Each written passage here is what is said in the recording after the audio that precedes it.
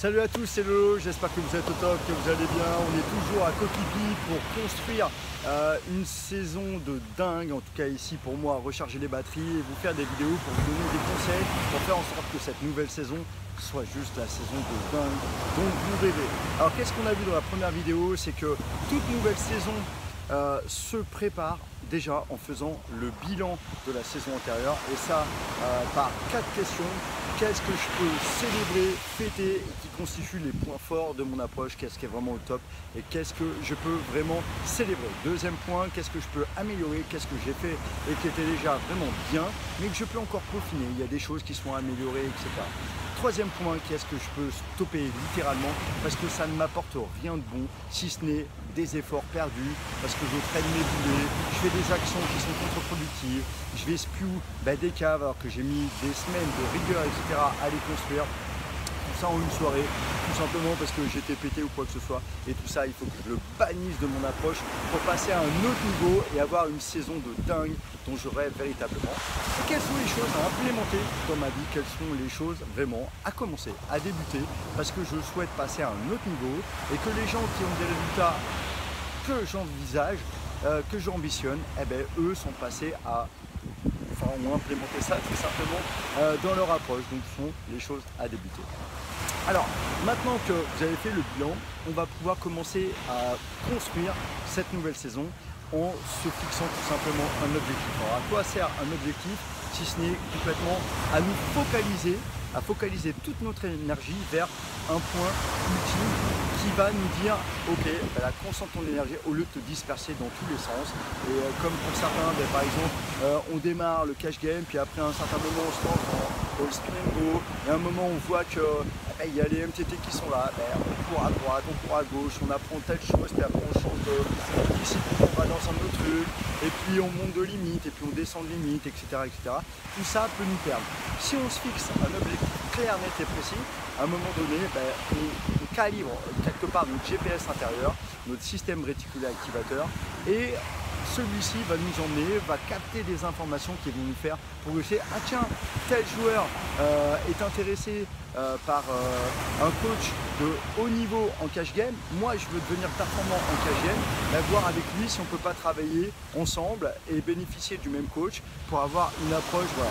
Si je ne me fixe pas au préalable cet objectif-là, j'aurai du mal à voir dans mon environnement toutes les opportunités qui peuvent m'emmener de plus en plus vers ça et éviter de me disperser. Alors vous allez vous fixer cet objectif et contrairement à d'autres coachs, moi je pense véritablement qu'un objectif de performance chiffré tout simplement est une bonne chose parce que c'est la ligne d'arrivée. Et pour moi, c'est une première étape à faire. Après, on va voir qu'on va dépasser ça. Mais la première étape à faire, c'est de se fixer un chiffre, une date, vous dire donc si on part par exemple de septembre jusqu'à juillet, le 31 juillet, voilà, j'ai telle somme, j'ai gagné tel tournoi, j'ai un bracelet, voilà. Fixez-vous un objectif et j'allais vous dire, soyez ambitieux. Soyez pas trop ambitieux parce que ça va vous créer du stress et de l'ingratitude si vous n'avancez pas, mais soyez pas non plus, on va dire, sous-ambitieux, c'est-à-dire, étant donné que j'ai peur de ne pas l'atteindre, je préfère me fixer un tout petit objectif qui quelque part sera à peu près sûr d'être atteint.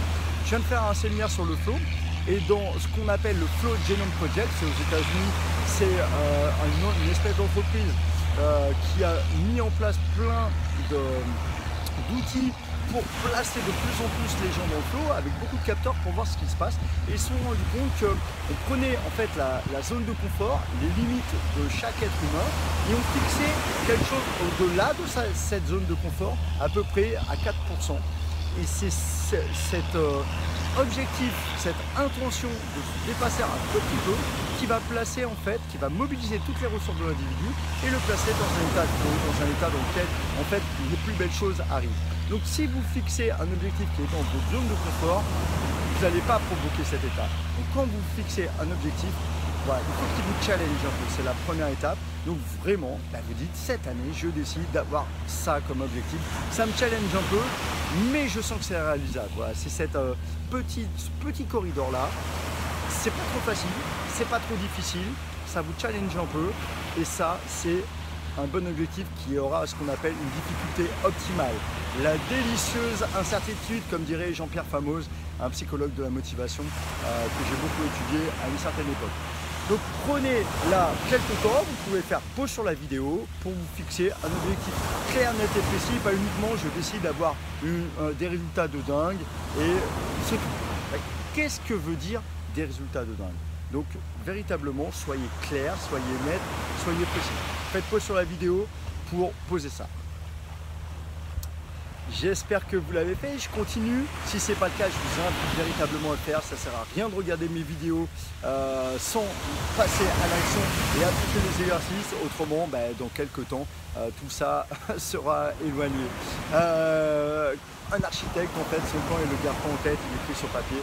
Vos objectifs, ne les gardez pas en tête, écrivez-les sur papier, vous allez voir que ça sera bien plus puissant sur vous-même. Donc une fois que vous avez fixé votre objectif, il est challengeant, il est possible, il est accessible, il est net, il est précis, ça correspond à une somme précise, ça peut correspondre à un nombre précis de tournois que vous avez gagné, ça peut correspondre à une limite à laquelle vous jouez par exemple. Voilà, c'est clair, net et précis, et un enfant de 4-5 ans pourrait vous dire « Ah ben oui, effectivement, tu as atteint ça ». Si c'est trop confus, trop complexe, cet enfant, il va être perdu, il ne pourra pas vous dire « Ah ben, je sais pas, je ne comprends pas ». Il faut que ça soit vraiment quelque chose atteignable. Une ligne d'arrivée, on sait qu'on l'a franchi ou qu'on l'a pas franchi. Alors, on va inclure une nouvelle donnée, c'est la variance, puisque Madame Variance est là pour nous permettre de réaliser nos rêves. Autrement, beaucoup de mauvais joueurs ne viendraient pas jouer au poker parce qu'ils se diraient tout simplement que c'est un jeu trop complexe et stratégique. Et si on le maquille un peu en y mettant de la variance, ils se disent « Ah, mais c'est un jeu de chance, tout simplement ». Et donc c'est pour ça qu'ils viennent, ils s'accrochent, etc. Mais Madame Variance, elle est exigeante et elle veut qu'on redistribue des caves. Et voilà, ça fait partie de notre sport, la gestion des gains, la gestion des pertes. Et la variance peut, sur une année, nous éloigner de notre objectif. C'est pour ça qu'il est important après de dépasser ce premier objectif qu'on appelle l'objectif de résultat pour aller vers un objectif de maîtrise. En aparté, je vous rappelle quelque chose d'important, je ne sais pas si je vous l'ai déjà dit ou pas, mais en tout cas je le répète à longueur de journée dans le PMS. Un objectif, il n'est pas là pour être réalisé, mais il est là pour vous réaliser, pour vous faire avancer, pour vous faire acquérir de nouvelles compétences, de nouveaux savoirs et vous transformer. Et quand on change et qu'on se transforme, au bout d'un certain temps, on a des résultats qu'on n'avait pas lorsqu'on était une version de nous-mêmes dans le moindre niveau. Et si j'envisage des objectifs dans le plus haut niveau, je dois devenir une personne de haut niveau. C'est Einstein qui disait c'est de la folie d'espérer de nouveaux résultats en restant la même personne. Donc il faut se transformer. Il faut augmenter son courage, augmenter son audace, augmenter sa motivation, sa régularité. Le fait d'être de plus en plus précis, sa patience, sa résilience, voilà, tout ça, ce sont des qualités mentales qui touchent à votre être et tout ça, en fait, ne peut se construire que sur un chemin dans lequel vous challengez un peu, vous dépassez, vous apprenez des choses. Et qu'est-ce qui vous fait dépasser si ce n'est un objectif? Vous voyez, tout est lié, la boucle est bouclée, on va dire, et votre objectif, il sera là pour vous faire bouger. Peu importe si vous l'atteignez ou pas, mais en tout cas, vous aurez avancé et dans ce chemin-là, vous vous construisez et à force d'accumuler des compétences et des savoirs et des qualités, au bout d'un moment, vous allez voir, si ce n'est pas en 1 an, mais c'est peut-être en 3 ans, 4 ans, 5 ans, vous allez construire des résultats que vous n'imaginez peut-être même pas pour l'instant.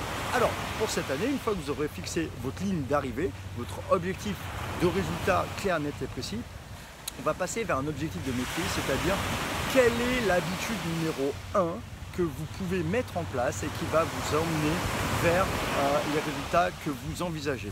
Si vous envisagez par exemple de gagner, je vais dire une bêtise, 10 tournois cette année, peut-être que cette habitude numéro 1, ça va être faire du volume. Peut-être que ça va être faire le même volume que l'année dernière, mais avec une meilleure qualité. Et pour ça, faire un warm-up par exemple, bien structuré et bien cohérent avant chaque session. Et du coup, si vous faites votre warm-up à chaque fois, vous atteignez votre objectif. Et si vous dites, j'envisage de jouer 300 jours l'année prochaine, par exemple, et de faire 300 warm-up pour me mettre dans un bon état et attaquer aux tables avec mon niveau de ressources attentionnelles, motivationnelles, énergétiques, d'un bon niveau, un niveau optimal, vous aurez fait votre job. Et après, globalement, vos résultats arriveront ou pas, ça c'est pas vous qui décidez, mais en tout cas, vous aurez fait votre job. Donc peut-être que ça va être ça, peut-être que ça va être de faire une SR par semaine, une session review avec une personne, de regarder une vidéo par semaine et en même temps d'étudier les règles de votre limite une fois par semaine. Si vous faites ces 3 choses, vous aurez fait votre job et c'est votre habitude numéro 1 pour atteindre vos résultats. Ça pourrait être jouer 40 000 mains en cash game par exemple pour atteindre vos résultats. Ça pourrait être commencer la méditation. Vous savez aujourd'hui que vous avez un niveau technique et stratégique d'un très haut niveau, mais ce qui vous manque, c'est une maîtrise des choses subtiles qui se passent en vous, de vos sensations qui vous font plutôt cool, qui vous font plutôt fold, alors que le spot est close, quoi. C'est pas un obvious call ou obvious fold, c'est vraiment très close et ça va dépendre de la dynamique, de vos ressentis, etc. Et pour ça, aujourd'hui, vous sentez que c'est ce palier-là qui va vous faire atteindre des résultats d'un autre niveau et la méditation sera très bonne pour ça. Et vous savez que si vous faites par exemple 15 minutes de méditation 5 fois par semaine, vous aurez fait votre job. Voilà. Qu'est-ce qui ne dépend que de vous et pas de la maîtrise de la variance et qui va vous faire passer à un nouveau niveau pour atteindre les résultats de vos rêves. Donc ça, c'est l'objectif de maîtrise. Quelle est cette habitude numéro 1? Je vous laisse faire pause sous la vidéo et revenir dès lors que c'est acté. Donc on imagine que là aussi vous avez fait pause et vous avez maintenant votre objectif de résultat, la ligne et la ligne d'arrivée et vos résultats concrets et aussi votre objectif de maîtrise, votre habitude numéro 1. Et donc là déjà avec ce nouveau système, objectif de résultat, objectif de maîtrise, le bilan, vous commencez à savoir ce que vous devez faire. L'étape d'après, c'est simplement de passer à l'action, passer à l'action, passer à l'action.